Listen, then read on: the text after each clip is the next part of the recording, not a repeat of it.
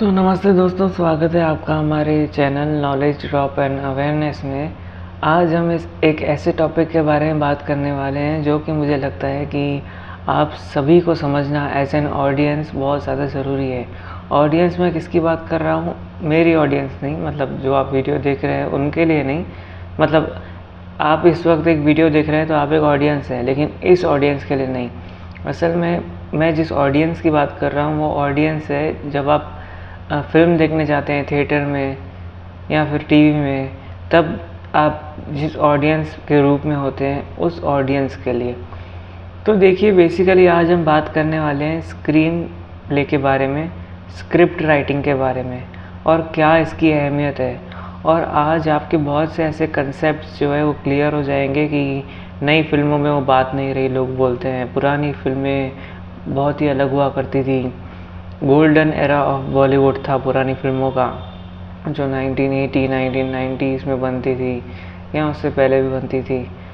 उन फिल्मों में एक अलग ही बात हुआ करती थी, ये तो मान्य है। और आज की फिल्मों में कोई ऐसी बात रही नहीं है।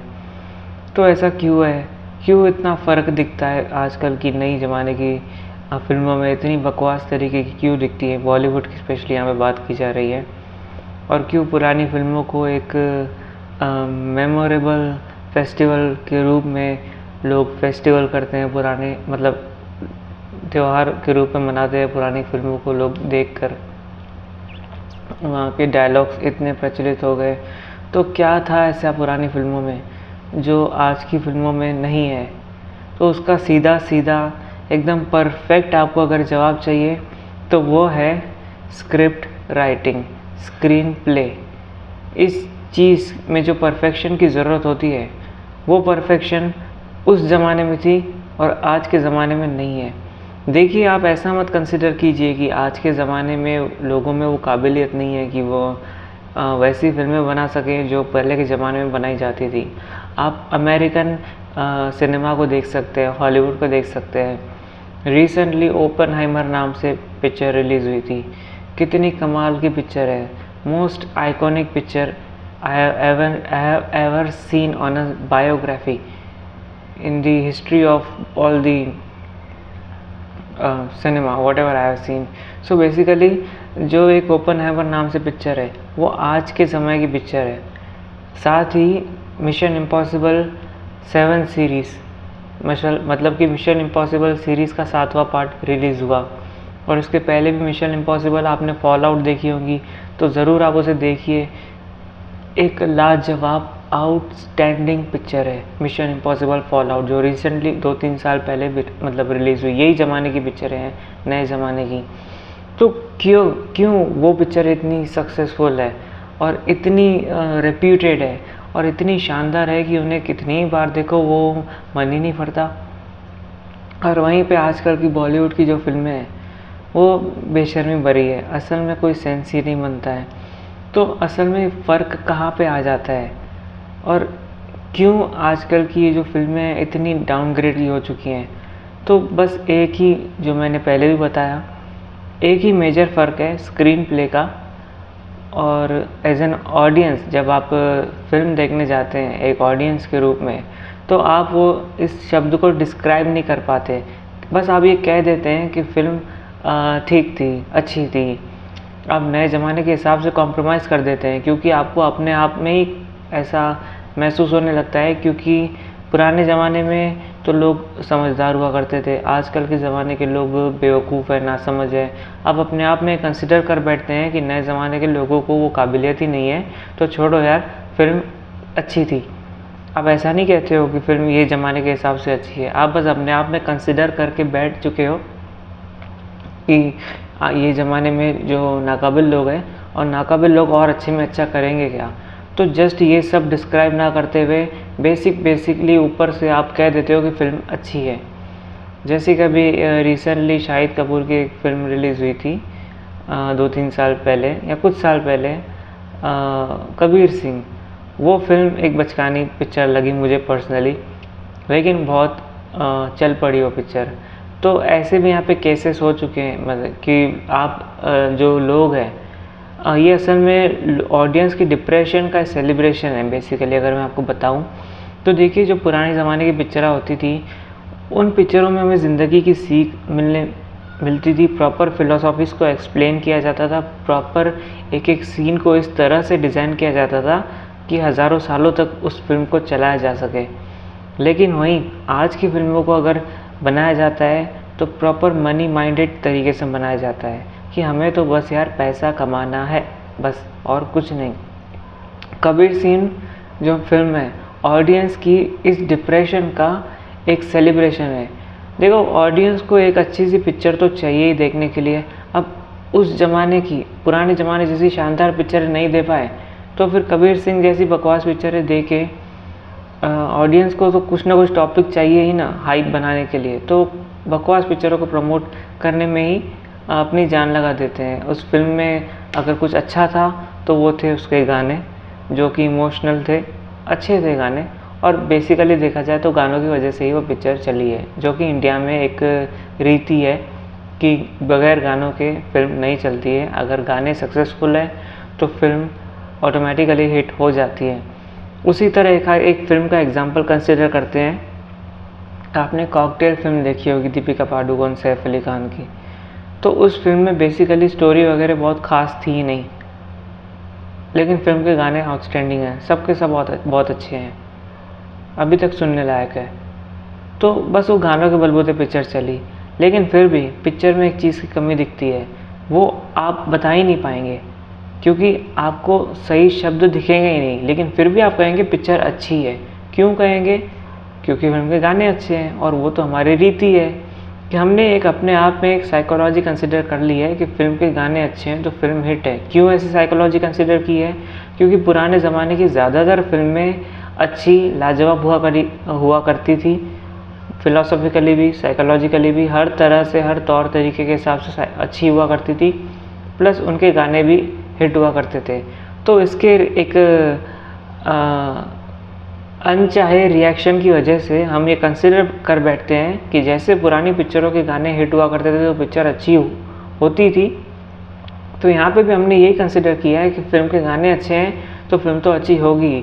तो ना चाहते हुए भी, भले ही फिल्म हमको अच्छी ना लगे, बकवास लगे, अव्वल दर्जे की ठप्प फिल्म लगे, लेकिन फिल्म के अगर गाने अच्छे हैं तो हमारे ज़बान से यही निकलता है कि फिल्म हिट है, फिल्म अच्छी है और फिल्म कमाती भी है। तो देखिए, अब हम हमारे आज के मेन टॉपिक पे आते हैं, जो है स्क्रीन प्ले, स्क्रिप्ट राइटिंग।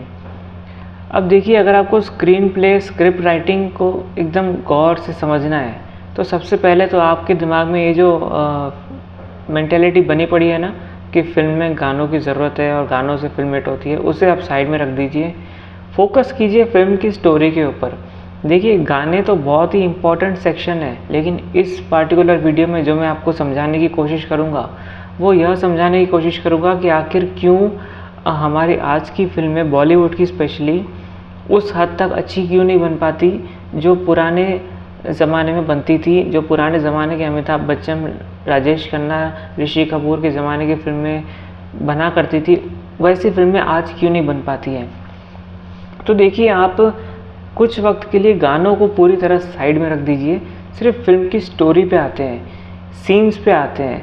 थोड़ी प्रैक्टिकल लेवल पे बात करूँगा मैं, क्योंकि ये एक सब्जेक्ट है असल में, स्क्रीन राइटिंग। ये एक बहुत ही डिग्रेडेड टाइप सब्जेक्ट है, मतलब इसे कोई डिवैल्यूड टाइप सब्जेक्ट है।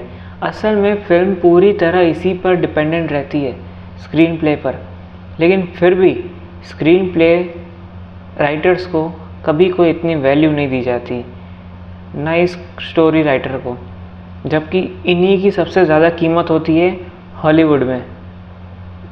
समझ रहे हैं? देखिए, हम जब फिल्म बनती है ना, तो असल में इस फिल्म की जान रहती है उसकी कहानी, उसका रिप्रेजेंटेशन। अब कहानी कहाँ से आएगी? तो वो आएगी राइटर से, जो कहानी लिखेगा। अब रिप्रेजेंटेशन कैसे होगा, किसके ऊपर निर्भर करता है? वो निर्भर करता है डायरेक्टर पे। फिल्म में कॉस्ट्यूम्स बनानी है, वो कॉस्ट्यूम डिज़ाइनर पे। कास्ट चाहिए, कास्टिंग डायरेक्टर पे। तो अब देखो, इन सबको एक साथ काम करने के लिए एक दायरा चाहिए होता है, एक कड़ी चाहिए होती है जो इन सब को एक जगह पे बांधे रखे। तो उसका प्रैक्टिकल एक सोर्स रहता है, एक तरीका रहता है, उस तरीके को कहते हैं स्क्रीन प्ले। जो स्क्रीन प्ले जो रहता है वो एक तरह से कोलैबोरेटिव प्रोसेस है, एक ऐसी कोलैबोरेशन है पूरी कास्ट, मतलब हर एक इंसान का जो उस फिल्म में काम कर रहा है, ताकि वो सब एक साथ जुड़े रहें और एक प्रोडक्ट तैयार कर सके, जिसे कहते हैं फेक फिल्म, एक मूवी। तो बेसिकली अब मैं सबसे पहले आपको एक उदाहरण समझाता हूँ। अगर अभी तक आपको नहीं समझा है तो मैं आपको एक बेसिक सा उदाहरण देता हूँ कि स्क्रीन प्ले या फिर स्क्रिप्ट राइटिंग ये एक ऐसी चीज़ है कि जब हम, अब समझो सबसे पहले अगर फिल्म बनाने की शुरुआत कैसे होती है, सबसे पहले तो कहानी लिखी जाती है राइटर द्वारा, ठीक है। अब उस कहानी को अगर उसे किसी प्रोड्यूसर को बेचना है या फिर उसे फिल्म में बनाना है, तो सबसे पहला जो कदम रहेगा वो कदम ये रहेगा कि उस कहानी को स्क्रीन प्ले में बदल देना है। अब स्क्रीन प्ले क्या होता है? तो स्क्रीन प्ले एक ऐसी चीज़ है जिसे कभी ज़्यादा डिस्क्राइब ही नहीं किया जाता, इसीलिए तो ऑडियंस के पास कभी कोई शब्द ही नहीं बचता है। ऑडियंस कभी ये बोल ही नहीं पाती कि फिल्म का स्क्रीन प्ले अच्छा नहीं था, क्योंकि उन्हें पता ही नहीं है कि स्क्रीन प्ले होता क्या है। क्योंकि इसे ज़्यादा, जब स्क्रीन प्ले की बात आती है ना, तो इसे कभी ज़्यादा डिस्क्राइब ही नहीं किया जा सकता, क्योंकि ये शब्द ही नहीं है। और बहुत से लोग स्क्रीन प्ले को नेगेटिवली देखते हैं, एक इंस्ट्रक्शन मैनुअल के रूप में देखते हैं। तो बहुत सारे ऐसे मिथ्स है जिसकी वजह से स्क्रीन प्ले की जो डेफिनेशन है या फिर स्क्रीन प्ले राइटर्स हैं उन्हें कभी वैल्यू ही नहीं दी गई। तो बेसिकली अगर मैं आपको बताऊं तो स्क्रीन प्ले क्या है, या फिर जो आपका हमारे इस वीडियो का मेन सवाल है कि पुरानी फिल्मों में ऐसा क्या था जो आज की फिल्मों में नहीं है बॉलीवुड की, तो बस एक ही चीज़ है, ढंग का स्क्रीन प्ले आज के वक्त में अवेलेबल नहीं है और उस वक्त में आउटस्टैंडिंग लेवल का स्क्रीन प्ले हुआ करता था। बस यही एक वजह है, और इस जवाब को आप समझ सकें उसी के लिए मैं आप यह वीडियो पेश कर रहा हूँ। तो सबसे पहले हम ये समझते हैं कि स्क्रीन प्ले होता क्या है। वैसे तो मैंने आपको बता दिया कि स्क्रीन प्ले कोलैबोरेटिव एक्ट है, मतलब कोलैबोरेटिव एक्ट समझ लो स्क्रीन प्ले को। बेसिकली ये एक पन्ना होता है या फिर एक कंप्यूटर सॉफ्टवेयर जो रहते हैं, उस सॉफ्टवेयर में लिखी एक PDF फाइल होती है, पकड़ लीजिए, जो कि बहुत राइटर की बहुत रफ नोट्स के बाद जाके वो बनती है, और उसमें हर एक इंस्ट्रक्शन रहता है। बेसिकली एक कहानी जब राइटर लिखता है, उस कहानी को जब स्क्रीन प्ले में कन्वर्ट करता है, तो स्क्रीन प्ले में कहानी के साथ एक एक सीन का इंस्ट्रक्शन रहता है। कैसे कि इस सीन में क्या होगा, कैसे होगा, कितने बजे होगा, दिन में होगा, रात को होगा, कास्ट कौन है, कॉस्ट्यूम कौन सी है, लोकेशन क्या है, एक एक चीज़ उसमें मेंशन रहती है, ताकि उस फिल्म से जुड़ा हर एक इंसान, फिर चाहे उसका डायरेक्टर हो, उसका कॉस्ट्यूम डिज़ाइनर हो, उसका स्पॉट बॉय वगैरह हो, या फिर जो जितनी डिटेल में वो मेंशन करेंगे ना, उतनी आसानी होती है उस फिल्म को बनाने में, उसको एग्जीक्यूट करने में, उसके पूरे प्रोडक्शन को, यहाँ तक कि फ़िल्म को बनाने में कितना खर्चा आएगा और एस्टिमेटेड रेवेन्यूज़ क्या होंगे, एस्टिमेटेड कास्ट क्या होगी, ये सब डिटेल्स उसमें मेंशन रहती है। अब जैसे आपको एग्जांपल दूँ तो जैसे JK रॉलिंग का हैरी पॉटर की जो उन्होंने नावल लिखी, तो अब वो नावल को उठाया किसी ने और डायरेक्टली उसके ऊपर फिल्म बना ली, ऐसा नहीं होता। अब उस नावल का सबसे पहले तो स्क्रीन प्ले लिखा गया, मतलब उस नावल में जो भी डिटेल्स है हैरी पॉटर की कहानी, वो पहले कहानी तो लिखी गई, लेकिन इस तरीके से लिखी गई कि उसमें हर एक चीज़ का इंस्ट्रक्शन हो कि कब क्या कौन सा सीन आएगा और कौन से सीन में क्या क्या होने वाला है। यहाँ तक कि अगर किसी सीन में आपको किसी कप उठाते हुए दिख रहा है, कोई चलते हुए दिख रहा है, तो वो एक एक चीज़ उसमें मेंशन रहती है। वो होता है स्क्रीन प्ले। समझ पा रहे हैं? तो देखिए, मैंने तो पूरी कोशिश की आपको समझाने की स्क्रीन प्ले क्या होता है। तो अब देखिए, स्क्रीन प्ले तो आप समझ गए होंगे, कोलैबोरेटिव एक्ट रहता है। और कभी भी किसी मीडिया शो में, हम जितने शोज़ वगैरह देखते हैं, कपिल शर्मा शो हो गया, अनुपम खेर शो हो गया, करण जौहर शो, या फिर TV न्यूज़ चैनल्स, या फिर मीडिया, या फिर जो भी मीडिया से जुड़ी चीज़ें, ना ही सोशल मीडिया पकड़ लो, सोशल मीडिया में तक इस चीज़ को लेके कभी बात नहीं की जाती। स्क्रीन प्ले को लेके बहुत ही डीवैल्यूड टॉपिक है असल में, जिसकी सबसे ज़्यादा कीमत की जाती है हॉलीवुड में, और आज कदर करने की वजह से ही ओपनहाइमर जैसी शानदार पिक्चरें वहाँ बन पा रही है और हमारे यहाँ कदर नहीं की जाती, इसीलिए आज हम कॉपी कैट बन के रह गए हैं। रिसेंटली जवान फिल्म में भी मुझे पर्सनली डार्क नाइट जो बैटमैन की सीरीज़ है क्रिस्टोफर नोलन की, उसके थर्ड पार्ट की मुझे एक सीन में कॉपी दिखी। दूसरा मिशन इम्पॉसिबल टॉम क्रूज़ की पिक्चर्स सीरीज़ है, उसकी मुझे कॉपी दिखी सीन्स में। तो ओरिजिनलिटी की बहुत ज़्यादा कमी हो गई है यहाँ पे इंडिया में, पार्टिकुलरली ये समय में। क्यों? बस स्क्रीन प्ले को लेके। देखिए, ये एक ऐसी फील्ड है जिसके बारे में अवेयरनेस होना बहुत ज़्यादा ज़रूरी है। अगर भविष्य में, आज देखिए इतना नीचे गिर चुका है बॉलीवुड की हमारे पास फालतू लेवल की पिक्चरों को हाइप बना दी जाती है। अब देखिए, फॉर एग्ज़ाम्पल अगर मैं आपको बात कहूँ, अब मैं जैसे कि मैंने कॉकटेल का एग्ज़ाम्पल लिया था ना, ये समझाने के लिए कि देखिए गानों को तो साइड में रखिए, कॉकटेल मूवी में से उसके जितने भी गाने निकाल लो, बाद में सिर्फ फिल्म को देखो, आपको बिल्कुल मज़ा नहीं आने वाला है। बड़ी बोगस टाइप पिक्चर है। अब आप कहेंगे कि स्क्रीन प्ले को समझाने के लिए कोई अच्छा सा उदाहरण दे दो फिल्म का। तो देखिए, आपने पीके फिल्म देखी होगी, मुन्ना भाई MBBS फिल्म देखी होगी, समझ पा रहे हैं? ये दोनों एक आइकॉनिक पिक्चर्स है स्क्रीन प्ले को समझने के लिए कि किस हद तक शानदार तरीके से स्क्रीन प्ले को लिखा जाता है, तराशा जाता है। जो राजकुमार हिरानी इनके डायरेक्टर्स है पीके और मुन्ना भाई MBBS मूवीज़ के, या फिर संजय लीला बंसाली जैसे पद्मावत पिक्चर है, एक एक सीन को वो यहाँ यूँ समझ लीजिए, जब एक मैंने आपको बताया था ना PDF फाइल बनती है स्क्रीन प्ले की, तो वो जो PDF फाइल है ना, उसमें से एक एक उनके जो पता है, अगर हमने कुछ उसमें एडिट किया ना, तो फिर एक उसकी दूसरी कॉपी बन जाती है। पूरी फाइल को हमने तराशा, एडिट करके एक नई फाइल बनाई। अब वैसे ही उनकी राजकुमार हिरानी की जो डायरेक्टर्स है पीके जैसी फिल्मों के, उनकी ऐसी एडिट्स में 200 तक ड्राफ्ट्स पहुंच जाते हैं, 150 200। मतलब एक स्क्रिप्ट को कितना ज़्यादा तराशते हैं, तब जाके इतनी शानदार दर्जे की हमें फिल्म मिलती है। पीके जैसी फिल्म, आप कभी भी उस फिल्म को देखेंगे ना, आप बच्चे पैदा करते करते थक जाएंगे, लेकिन आपकी पीढ़ियाँ थकेंगी नहीं उस फिल्म को देखते हुए, ऐसी फिल्म बनती है। तो ये क्या फ़र्क है? बस अगर आपको स्क्रीन प्ले में फ़र्क समझना है तो आप एक तरफ़ा पीके फिल्म देखिए और एक तरफ़ा कॉकटेल फिल्म देख लीजिए। दोनों के गाने अच्छे हैं, लेकिन गानों को साइड में रखिए, सिर्फ कहानी पे ध्यान दीजिए, एक एक सीन पे ध्यान दीजिए, एक एक प्लॉट्स पे ध्यान दीजिए, एक एक डायलॉग पे ध्यान दीजिए, तब आपको समझेगा कि असल में फ़र्क क्या है।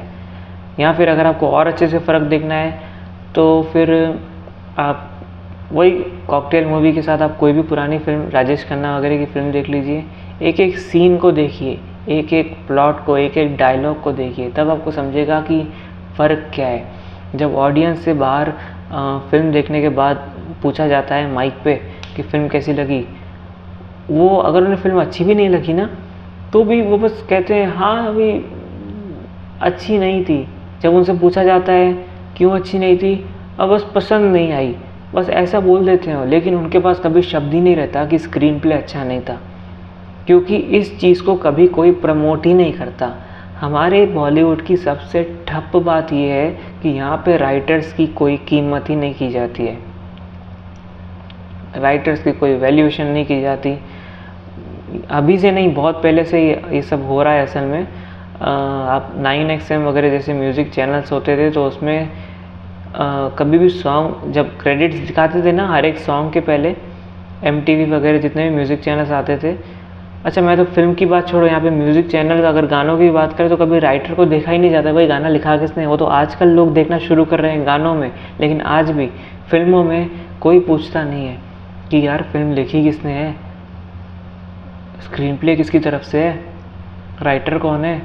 वहीं अगर हॉलीवुड की बात करें तो हैरी पॉटर को लोग JK रॉलिंग, जो उनके राइटर है, जो ऑथर है, जिन्होंने तो उसका स्क्रीन प्ले भी नहीं लिखा, बिल्कुल जो हैरी पॉटर की सीरीज़ है उसका स्क्रीन प्ले JK रॉलिंग, जो भी JK रॉलिंग द्वारा नहीं लिखा गया है, उन्होंने तो सिर्फ नॉवेल लिखी थी हैरी पॉटर की, वो 7 नॉवेल सीरीज़ पूरी, उसके ऊपर बेस्ड एक किसी ने स्क्रीन प्ले लिखा और फिर किसी ने डायरेक्ट की, उनके नाम ना मुझे पता है और ना ही दुनिया भर के तमाम बहुत से लोगों को इतना पता है, लेकिन ये ज़रूर पता है कि वो किसने लिखी थी।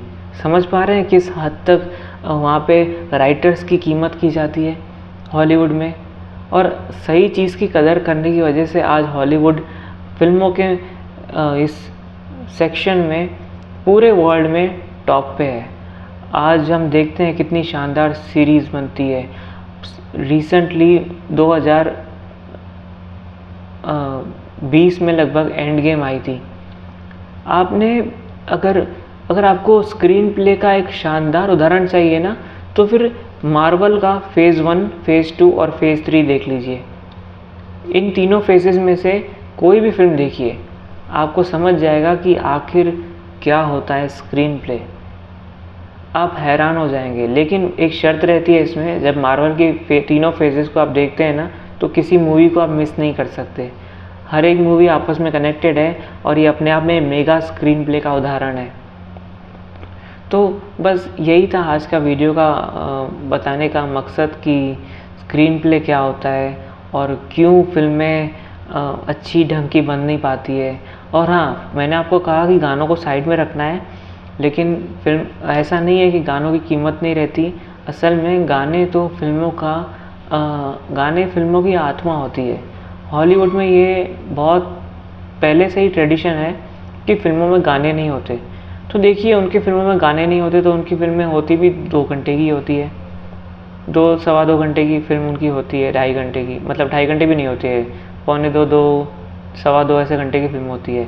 अगर हम 4 गाने ऐड करते भी हैं तो फिर हमारी फिल्म भी उतनी बन जाती है। तो बेसिकली स्टोरी तो उतनी ही रहती है जितनी वहाँ रहती है। उल्टा गानों की वजह से हमारा मन बना रहता है फिल्मों में, और असल में गाने ना हो तो बॉलीवुड में मज़ा नहीं है।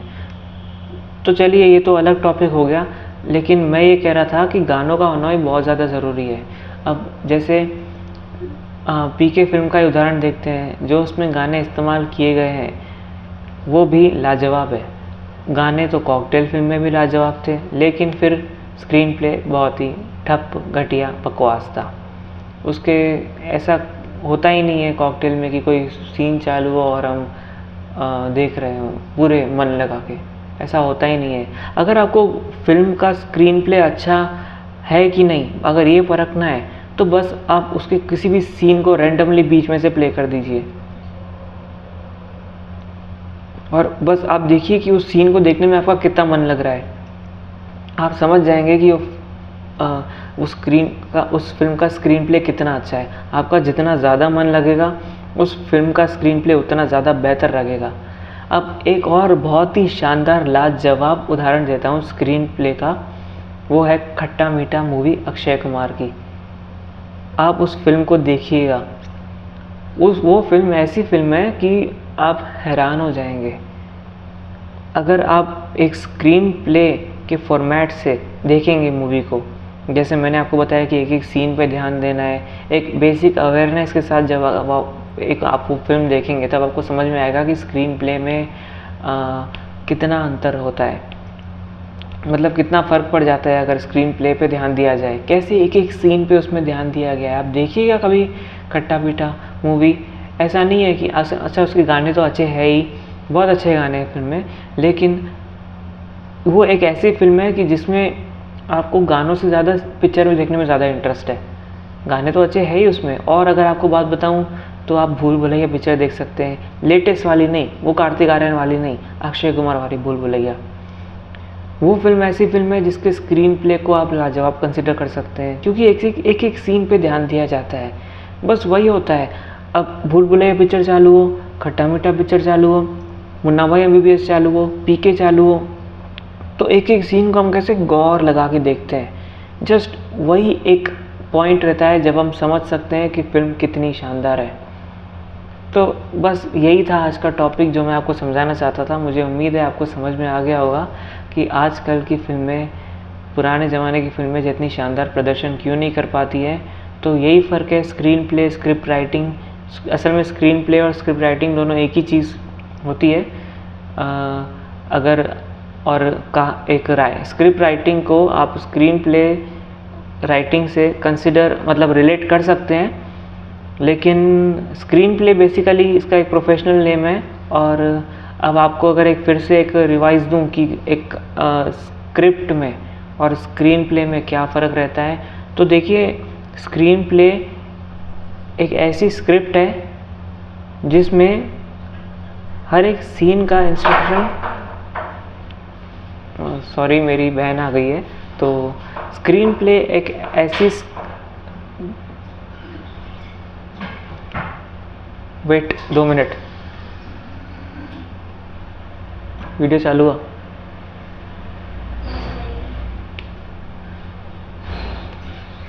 आपको 2 मिनट वेट करना पड़ेगा।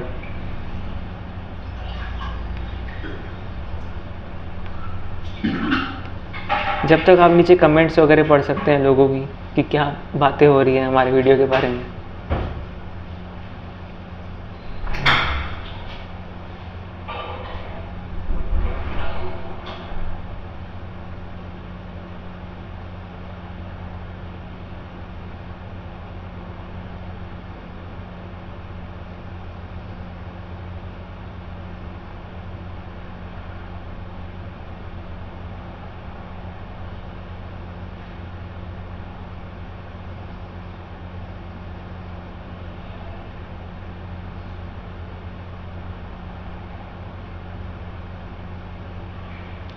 सॉरी यार,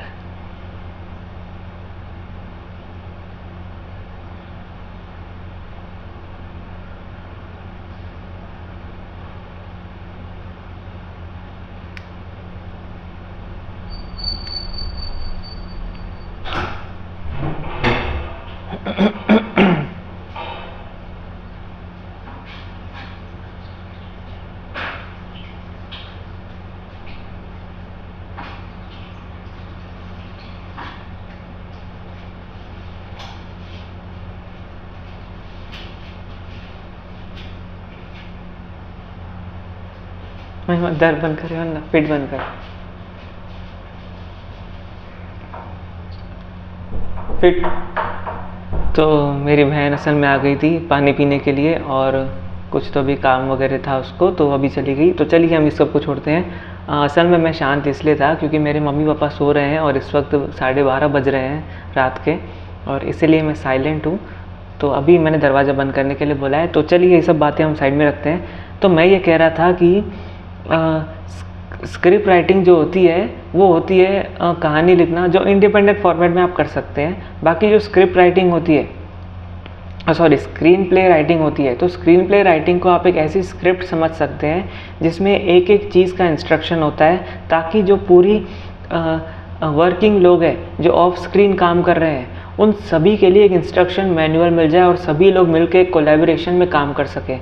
जो स्क्रिप्ट राइटिंग होती है वो इंडिपेंडेंट होती है, एक इंसान अकेला अपने हिसाब से कोई भी सीन कुछ भी कर सकता है, लिख सकता है। लेकिन जब एक स्क्रीन प्ले राइटिंग की बात आती है तो सभी को मिल के काम करना होता है, और एक स्क्रीन प्ले बेसिकली एक राइटर के द्वारा सेल किया जाता है प्रोड्यूसर को, और बाद में ताकि राइटर हो या ना हो वो सब लोग मिल के काम कर सकें पार्टिकुलरली एक स्क्रीन प्ले पे।